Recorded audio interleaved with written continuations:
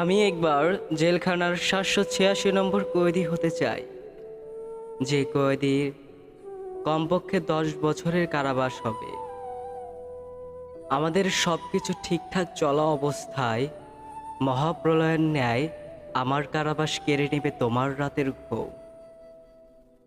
যে মানুষটাকে নিয়ে নির্জনের সবুজরণ্যে চীনাবাদাম চাবানোর কথা ছিল, তার সাথে মাসে একবার কথা বলতে হবে, সবার সাথে লাইন ধরে। অনেক চেষ্টার পর আমার সাথে দেখা হবে, তাও সর্বোচ্চ ৫ মিনিটের জন্যে। অনলাইনে যার সাথে কথা বলতে বলতে ঘন্টার পর ঘন্টা পার করে ফেলতে, তার সাথে মাত্র ৫ মিনিট কথা বলে সন্তুষ্ট থাকতে হবে তোমায়। টিফিন বক্সে করে আমার জন্য প্রিয় খাবার নিয়ে আসবে।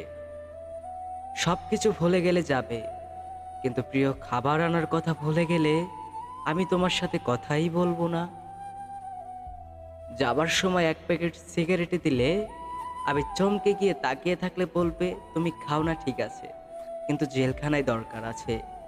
সিগারেটের বিনিময়ে অনেক কিছুই পেয়ে যাবে। এরপর শুরু হবে তোমার অনন্তকাল অপেক্ষা।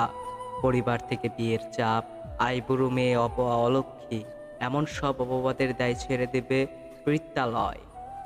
দিনের পর দিন দারিদ্রতার সংগ্রাম করে বেঁচে থাকবে আমার অপেক্ষায়। মাঝে মাঝে আমার খবর নিয়ে চোখ মুছতে মুছতে চলে যাবে বেদনার দুনিয়ায়।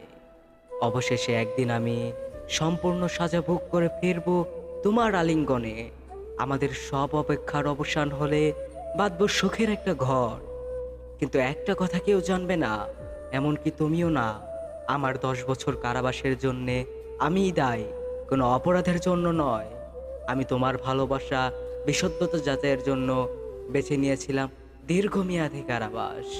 সবাই ভালোবাসি বলতে পারে, কিন্তু সবাই অপেক্ষা করতে পারে না। জীবনে তো তুমি একটাই, সেই তুমিকে চিনব না, তা কি করে হয় বলো?